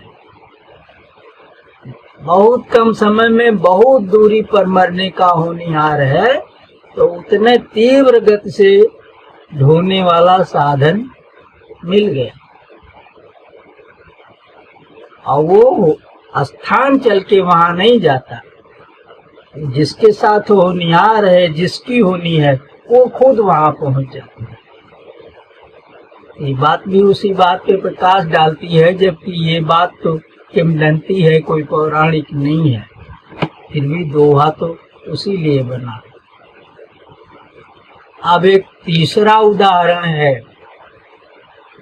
एक थे राजा चंद्रहास, भगवान श्री कृष्ण के परम भक्त थे और जो है एकादशी व्रत और शालिग्राम की पूजा ठाकुर बाबा की, ये उनका कठिन नियम था, इसको रोज करते थे। उनकी कहानी से इस बात पे प्रकाश पड़ेगा। कहानी वैसे ये भक्तमाल में भी है और ये कहानी सबल सिंह चौहान ने जो महाभारत लिखा है उसमें भी है। दोनों से कहानी छांट करके हमने मिलाया तो बहुत थोड़ा बहुत अंतर दे करके एक जैसी कहानी, तो उसमें हम जो ठीक समझ रहे हैं वो आपको बता रहे हैं कि चंद्रहास केरल देश के एक जो है वो राज्य के राजा के लड़के थे और उनके पिता का नाम सुधार्मिक था। दूसरी जगह लिखा है कि धर्म नरेश नाम था और माता का नाम नहीं लिखा है। और जो देश, उस देश में जो राज्य था कदिदल देश उसका नाम था, यानी केरल के बीच में वो छोटा राज्य था कदिदल। उसके राजा थे सुधार्मिक और उनके बेटे थे चंद्रहास। चंद्रहास अभी 3 ही साल के थे कि पिता की वीरगति से मृत्यु हो गई, यानी किसी दूसरे राजा ने उनके राज्य पे आक्रमण कर दिया और उनके बाप को मार डाला। बाप को मार डाला तो माँ जो है बाप की लाश के साथ सती हो गई और एक धाई माँ थी, जैसे कैकेयी माता के मंथरा धाई माँ थी, धाई माँ वहां से आई थी उनके नैहर से, वैसे ही एक धाई माँ उनकी थी। वही उस बच्चे को लेकर के उस दुश्मन राजा की डर की वजह से वहां से भाग गई और दूसरे एक राज्य में गई। पता नहीं, एकदम पड़ोसी था कि उसके एक राज्य के बाद दूसरा राज्य था, उसका नाम कुंतलपुर था कुंतलपुर के में चली गई और कुंतलपुर के जो कुंतल नरेश थे, उनका नाम नहीं लिखा है, उनके मात्र एक बिटिया थी, बेटवा नहीं था। और बड़े सीधे साधे सज्जन पुरुष थे और उनके मंत्री थे एक, उनका नाम था धृष्ट बुद्धि। ये दुष्ट था पर यही सब राजकाज संभालता था। और इसके 2 बेटे थे, एक का नाम मदन सेन, दूसरे का नाम अमल सेन, और एक बिटिया थी, उसका नाम विषया था। तो ये मंत्री के 3 बच्चे थे। और जो धाई माँ चंद्रहास को लेके वहां से भगी, वो कुंतल देश में आकर के इसी मंत्री के यहाँ शरण पाई, यहीं टिकी। और वो उससे ये नहीं बताएं कि राजकुमार है, हमारे राजा साहब का लड़का है, बल्कि ये बताएं कि मेरा बेटा है। अपना बेटा करके वहां रहने लगे और वो आश्रित समझ के उनका भोजन पानी की व्यवस्था करता था। वहां खाती पीती थी, महल में किसी कोने उनको जगह मिली थी या नौकर चाकरों की लाइन में मिली थी, कोई कमरा उमरा वहीं रहती थी। तो वो जो है चंद्रहास धीरे धीरे बढ़ने लगा और सकल सूरज से बड़ा सुंदर था, बोली बाड़ी भी बहुत मीठी थी। उसके बाएं पैर में 6 अंगुलियां थी और दाहिने में 5 थी। तो जब 5 साल के हुए चंद्रहास, तो धाई माँ भी मर गई। तो फिर वो बेचारे वहीं उसी मंत्री के घर द्वार में रहने लगे। घर वाले तब तक काफी मिल गए थे और उनको प्यार से खाना पीना, उनको क्या चाहिए था, भोजन चाहिए था, बच्चे थे, रखती थी, खिलाती पिलाती थी। एक दिन उस मंत्री के यहाँ ब्राह्मण भोजन हुआ, किसी भी कारण से ब्राह्मण लोग आए भोजन करने, और वो मंत्री जो है बड़े प्यार से चंद्रहास को अपने गोद में बैठा था। ब्राह्मणों ने उस बालक को देखा और देखने के बाद उसमें जो ज्योतिषाचार्य थे, उन लोगों ने बताया कि ये बच्चा राजा होगा, इसके भाग्य में राजा होना लिखा है। ऐसा कह के वो लोग अपना खाए पिए चले गए। अब मंत्री को बड़ी चिंता हो गई कि हमारे घर में ये पराया लड़का बढ़ रहा है और इसके भाग्य में राजा होना लिखा है, तो कहीं ऐसा न हो कि जो हमारे राजा साहब के बेटवा नहीं है तो इसी को राजा बना दे। और हमारे बेटे जो हैं, जिन पर हम आशा लगाए बैठे हैं, जब राजा साहब के पुत्र नहीं है तो उनके मरने के बाद हमारा ही राजपाट होएगा, हम राजा होंगे, हमारे बेटे राजा होंगे। तो ये तो उसमें बाधा डालने वाला उत्पन्न हो गया, इसलिए ऐसा करो, इसको मरवा दो, खत्म, यहाँ का राजा न हो जाए, जहाँ मन करे तहाँ हो। तो उसने जो है बधिकों को बुलवाया और कहा कि इसे ले जाओ कहीं जंगल उंगल में मार के फेंक दो, और कुछ निशान इसका लाना, हमको दिखाना, ताकि हमें विश्वास हो कि हाँ तुम लोगों ने इसे मार दिया और बदले में हम तुम्हें इतना धन देंगे। उस बीच भक्तमाल के हिसाब से लिखा है कि एक दिन नारद जी आए थे और इस बालक को देख करके बहुत खुश हुए थे। उन्होंने एक शालिग्राम की बटिया दी थी और कहा था कि बच्चे इसको धो के रोज पानी पी लेना, यानी इसका चरणामृत हो गया। रोज इसे धो करके पानी पी लेना और खाना जो मिले ना तो खाना इसको दिखा के तब खाना। खाना अपना थाली का पहले इन्हें दिखा देना तब खाना। यानी जैसा वो छोटा बच्चा था 5 साल का, उस हिसाब से नारद जी ने बता दिया। क्योंकि भोग लगाना बताते तो अभी कहा जाने कैसे भोग लगेगा क्या होगा, इसलिए उन्होंने, और चरणामृत की बात करते तो वो भी नहीं जाने, इसलिए उन्होंने कहा कि इसको पानी में, गिलास में पानी हो, उसमें डुबो देना, निकाल के अपना धर लेना, पानी पी लेना और खाना खाना तो इन्हें दिखा देना, खा लेना, फिर खा लेना। तो ऐसा करता था। और इनकी जो है, जो तुमसे बन पड़े पूजा इनकी किया करना, फिर इन्हें सुरक्षित रखना, इधर उधर न बहाना।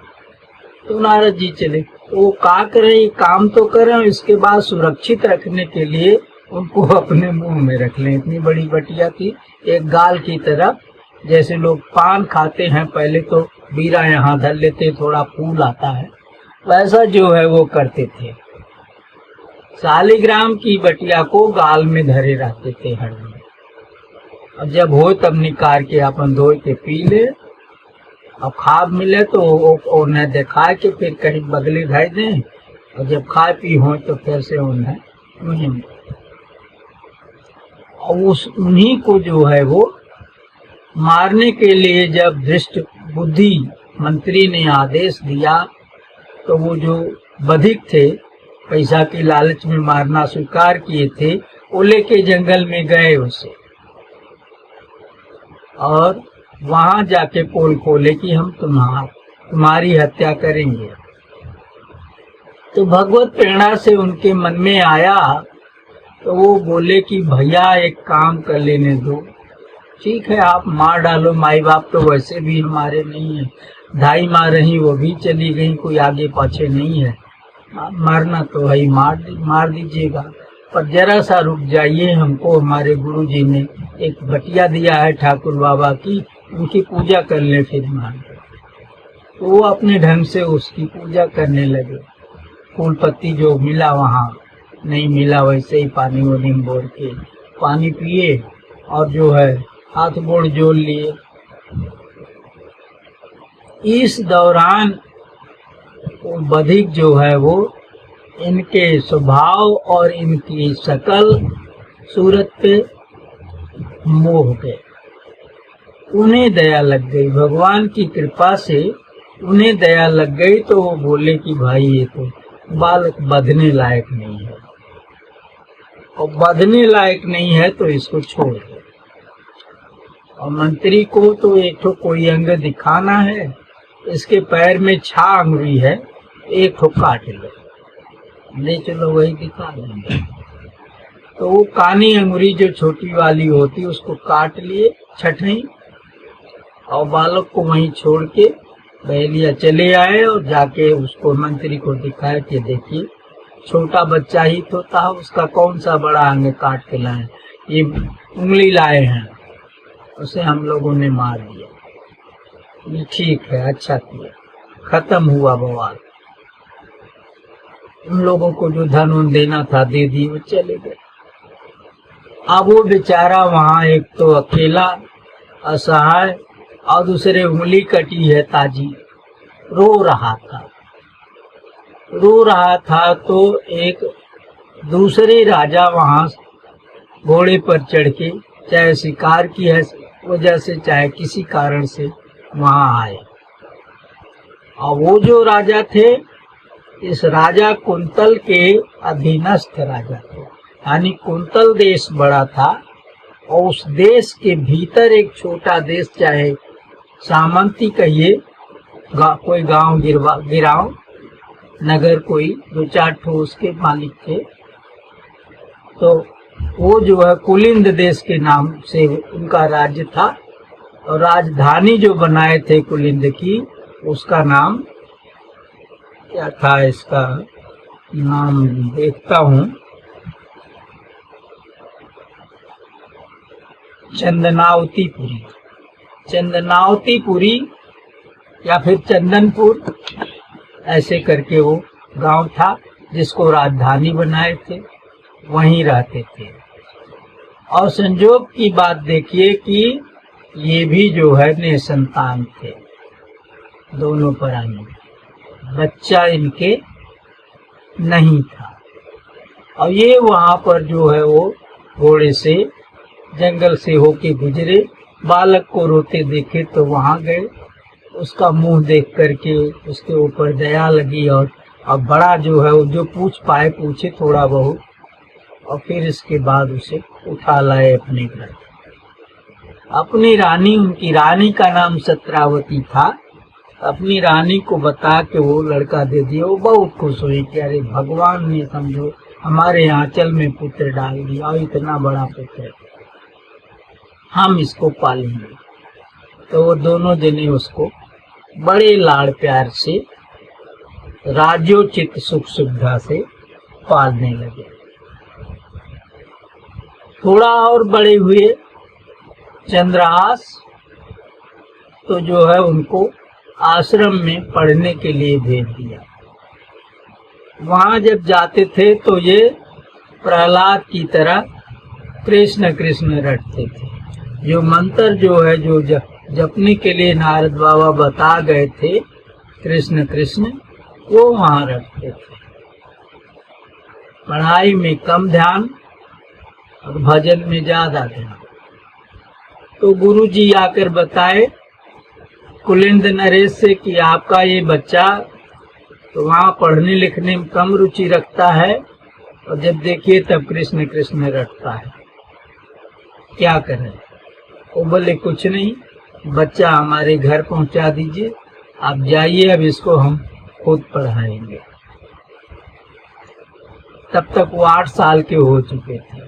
7 साल मेहनत करके राजा कुलिंद ने स्वयं उनको पढ़ाया, वेद शास्त्र पुराण, क्योंकि भक्ति में उनकी रुचि थी तो ये चीजें पढ़ाई, भक्ति के बारे में पढ़ाया, तरीका पढ़ाया और व्रत उपवास पढ़ाया, सब कुछ जैसे जैसे होता सब विधान पूर्वक से पढ़ा के, और फिर अस्त्र शस्त्र चलाना, राजनीति भी पढ़ाया, पूर्ण कर दिया, पारंगत कर दिया।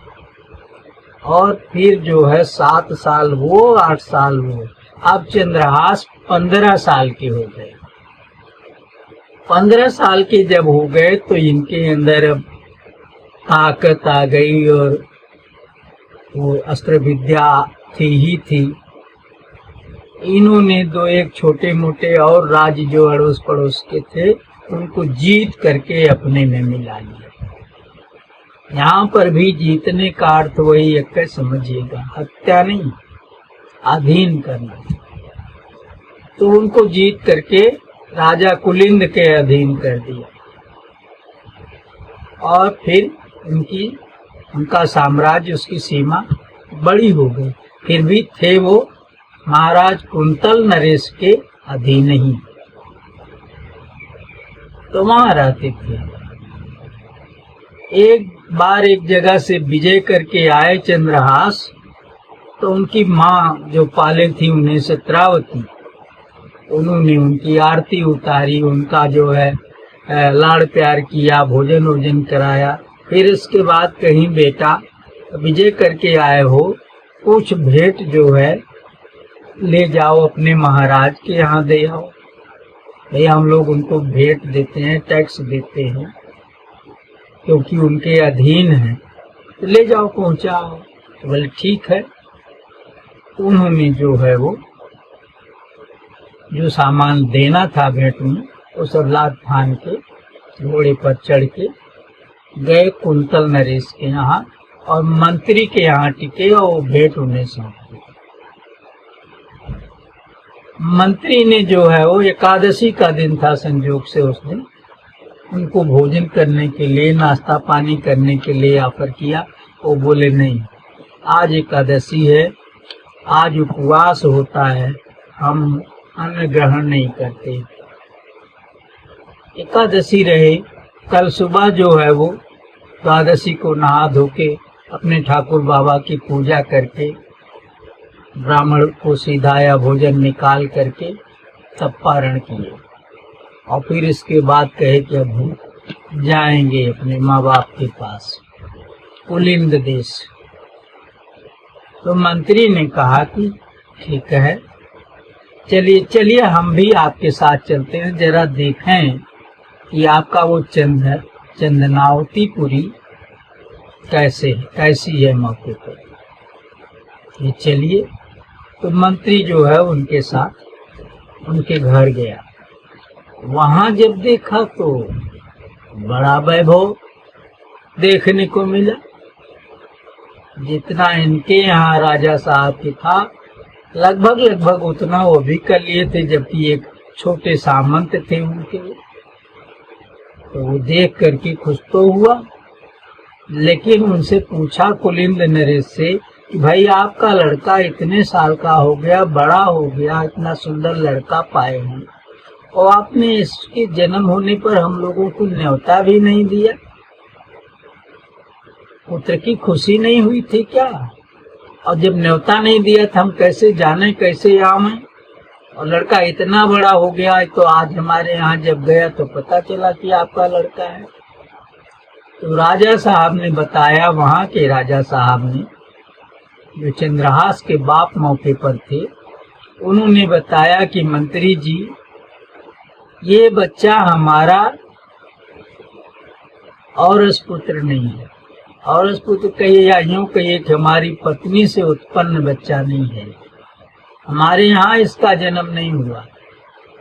हम इसको तो जंगल में पाए थे, तब ये इतना बड़ा था, लगभग 5-6 साल का था।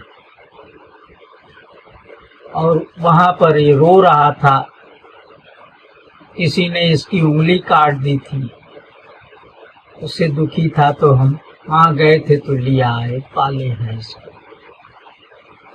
तब वो मंत्री कहा को ये तो वो चंद्रहास है जिसको हम मरवाने के लिए भेजे थे जंगल में। बहलियों ने इसे मारा नहीं। अब बहलियों से तो बाद में निपटा जाएगा, पहले इसका उपाय करें। हट से उसने एक चिट्ठी लिखी अपने बेटे को, मदन सेन को। तो लाइन की चिट्ठी लिखी और कहा चंद्रहास से कि ये चिट्ठी लीजिए आप और ले जाइए हमारे बड़े बेटे को दे दीजिए। तब तक अभी हम 2-3 दिन यहीं रुकेंगे, बाद में आएंगे।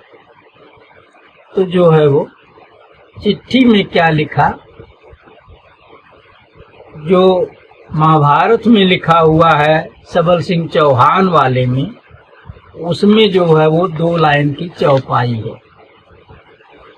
वो चौपाई ये लिखी है कि शील पराक्रम पंडित सोई और हम संपत्ति के ठाकुर हो। और कछु विचार हृदय नहीं कीजे, तुरते विष या कह सुत दीजिए। अपने पुत्र के लिए ये 4 लाइन की कविता जो है लिख के उसने भेजा। इसका अर्थ हुआ ये जो पत्रवाहक है बड़ा सुशील है, बड़ा पराक्रमी है और बड़ा पंडित है, ज्ञानी है, विद्वान है, और हम संपत्ति के ठाकुर हैं। यानी हमारे पास किसी चीज की घाटा नहीं है, काफी संपदा है। तो इसलिए हे बेटे, कछु विचार हृदय नहीं कीजिए, कोई भी दूसरी बात मत सोचना। तुरते विष या कह सुत दीजिए, तुरंत इसको विष दे। ऐसा लिख के भेजा था कि विष वहां दे दिया जाएगा, मर जाएगा। बाद में हम 2 दिन बाद जाएंगे तो तब तक धूल बुझ गई रहेगी। लेकिन होनहार कुछ और था। उसका ये रखा हुआ कदम होनहार के विपरीत न पड़ के उसके अनुकूल पड़ गया। कैसे पड़ गया क्योंकि उसकी जो राजकुमारी थी, मंत्री की जो बिटिया थी, उसका नाम विषया था। वो भी सयान हो चुकी थी, ब्याह के योग्य हो चुकी थी। और ये घोड़े पर चढ़ करके उस चिट्ठी को अपनी पगिया में खोस करके गए। और जब कुंतलपुर पहुंचे तो नगर के बाहर एक फुलवारी थी, उद्यान, उसमें रुके। वहां पर ठाकुर बाबा को निकाल के अपना पूजा बकाया हो रही होगी तो पूजा किए, नहीं प्यास लगी रही होगी तो पानी में बोर के पी ली। और फिर थोड़ा थके थे, हवा बढ़िया बढ़िया बह रही थी, चदरा बिछा के अपना या घोड़ा की झूल बिछा के लेटे और नींद लग गई, सो गए। तब तक अपनी सहेलियों सहित वो मंत्री की बिटिया विषया वहां पर आई, फुलवारी में विचरण करने आई, घूमने टहलने आई। तो यहाँ इनको लेटा देखा, घोड़ा बंधा देखा, तो जाके देखी तो ये सो रहे थे। सोती अवस्था में इनका चेहरा, रूप, रंग सब देख करके इनके ऊपर वो मोह गए। फिर देखा कि इनकी पगड़ी में तो एक पत्र खोसा हुआ है, निकाल के उसको पढ़ी तो माथा ठोकी करे, ये तो हमारे पिताजी ने पत्र लिखा है और भैया को आदेश दिया कि इसको तुरंत विष दे दो, मर जाए। बताइए, इतना सुंदर जो है नौजवान, और अभी वहां जाके मर जाएगा। और जबकि हमारे हृदय को जीत लेने वाले हैं, हम चाहती हैं कि हम इनकी भारिया बन जाएं। तो वहां और कुछ तो मिला नहीं। अपनी आंख के काजल को नाखून से थोड़ा कुर्चा, और जहां विष, और फिर थोड़ी दूर पे या कहाँ, या अलग है, कहाँ अलग है, विष अलग है, तीनों में गैप है। उसने विष और या को जोड़ दिया, ऊपर की लाइन मिला दी। तो अब क्या बन गया? तुरतय विषया कह सुत दीजिए। यहाँ था कि तुरतय विष या कह सुत दीजिए, अब हो गया तुरतय विषया कह सुत दीजिए, यानी विषया को तुरंत दे दीजिए, ये अर्थ निकल गया। और फिर जो है वो चिट्ठी उसी पगड़ी में खोस के तो चली गई घर। बाद में वो जब नींद से उठे, घोड़ा पर चढ़े, गए मंत्री जी के घर, उनके बड़े बेटे से दुआ सलाम हुआ और इसके बाद वो चिट्ठी थमाई। चिट्ठी जब उनके बड़े बेटे मदन सेन ने पढ़ा कि पिताजी ने ऐसा लिखा है, रूप रंग कद काठी देख करके वो सुंदर थे ही थे, सोचे पिताजी को पसंद आ गया लड़का, तभी तुरंत जो है बहन का ब्याह करने के लिए लिखते हैं। फिर झटपट वो पंडित को बुला करके कोई साहित्य बोले, जल्दी से जल्दी वाली साहित्य निकालो तुरंत। तो उन्होंने कहा कि आज शाम की गोधूली बेला में साहित्य है। बस गोधूली बेला आते आते वो दिया था, विषया का ब्याह कर दिए उनसे चंद्रहास से, और खूब दान दक्षिणा उसमें बांटा। राजा की दौलत के तो कुल मालिक यही बने बैठे थे, घाटा क्या था। और इसके बाद जो है वो खुशियां मनाई जा रही। और जो धृष्ट बुद्धि वहां गया है, इनके गांव में रह रहा है 3 दिन से, वहां जल गया दुर्योधन की तरह उनका वैभव देख करके, करे ये हमारे अधीनस्थ राजा हैं और देखिए हमारे बराबर हो गए, इतना धन दौलत है। तो उनसे जबरदस्ती जो है धना होना सब छोड़ दिया, और गांव वालों जो ही मिले उसी को गाली घुआ डपट सुनाया, सबको कष्ट दिया। और तीसरे दिन सब लात फान के लेके चला आया। लात फान के जब लेके चला आया तो राजा साहब, वहां छोटे राजा थे, बहुत दुखी हुए। अपरंपार दुखी हुए। फिर वो जो है, जो अकाया बकाया था उनके घर में, उसे ब्राह्मणों को दान दे करके वन में जाने का संकल्प ले लिए कि हम जंगल में चले जाएंगे, दोनों पराने। इस तरह का राज भोगने से क्या फायदा? कहने को हम राजा हैं, और देखिए वो मंत्री आके हम लोगों की दुर्दशा करके चला।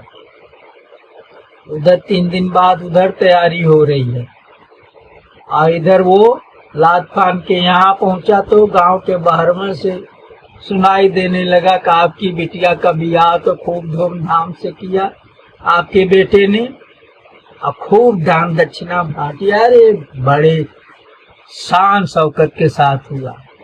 तब वो चौंका, कहा बिटिया का ब्याह हम तो मारने के लिए लिख के भेजे थे। जाके जब बेटे से पूछा कि क्या किए, तो उसने चिट्ठी दिखा दी, लीजिए पढ़िए, जो आपने लिखा था वो हमने कर दिया।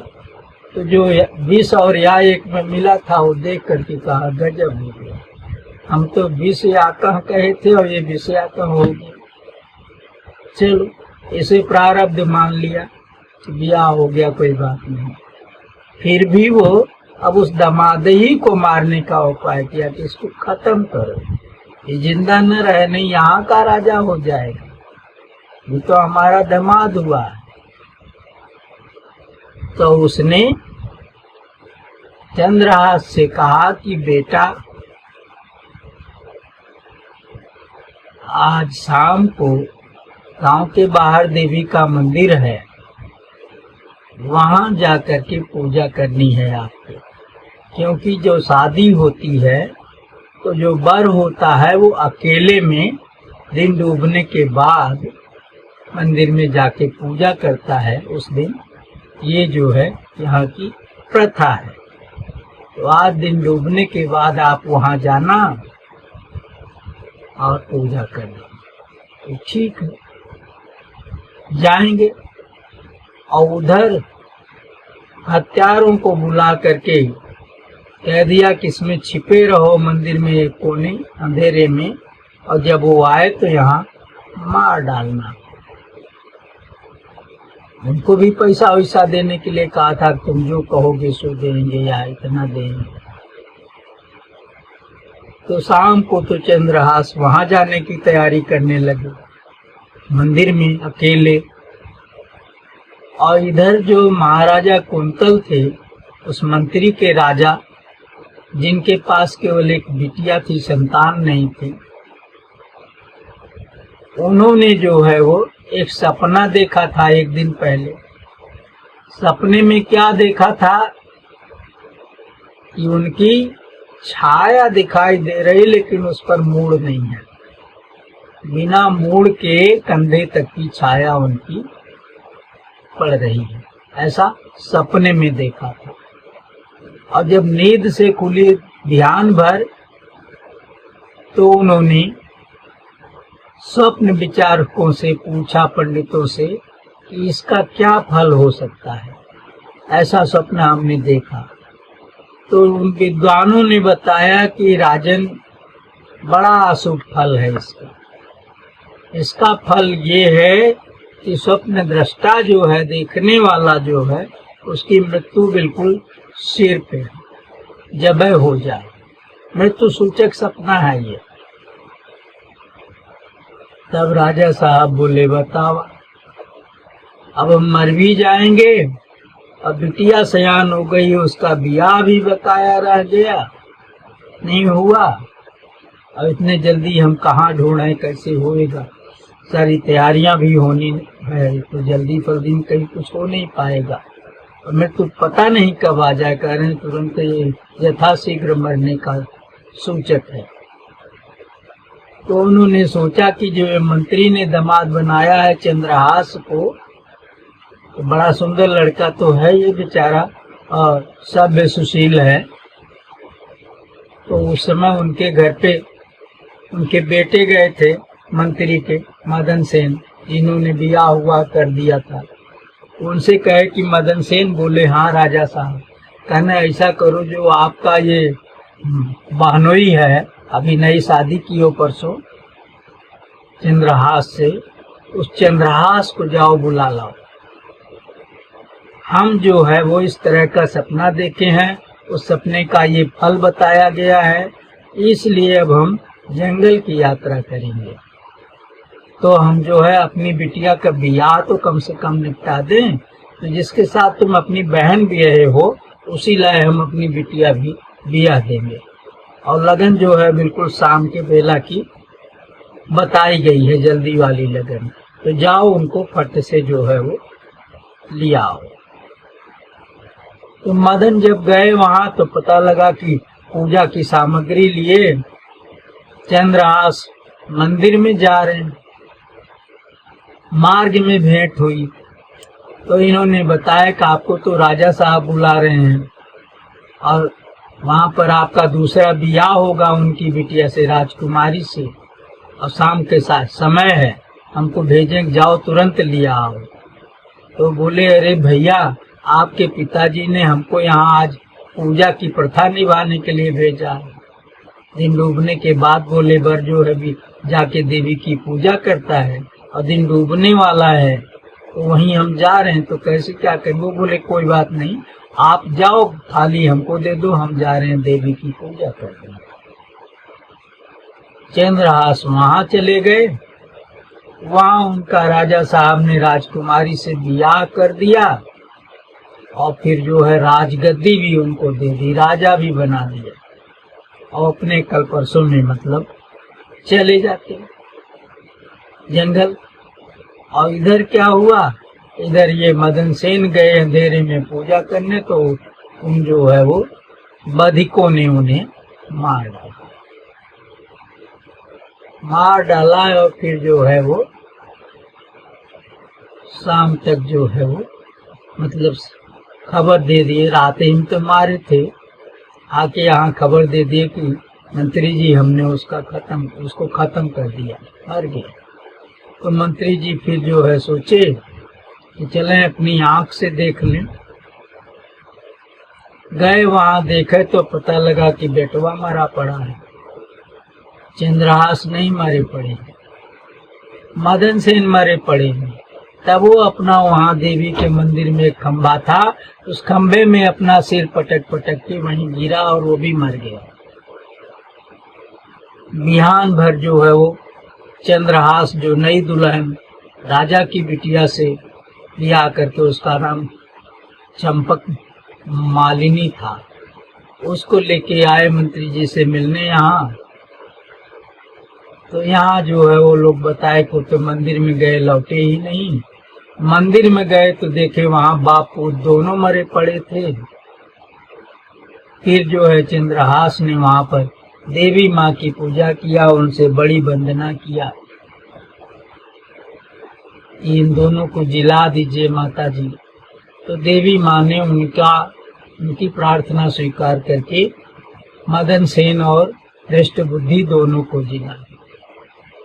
लेकिन अब उनके प्रसाद से जब ये जिए ना, ये सात्विक बुद्धि के हो गए, दुष्ट बुद्धि नहीं रह गए, इनकी बुद्धि फिर गई, धर्मात्मा हो गए।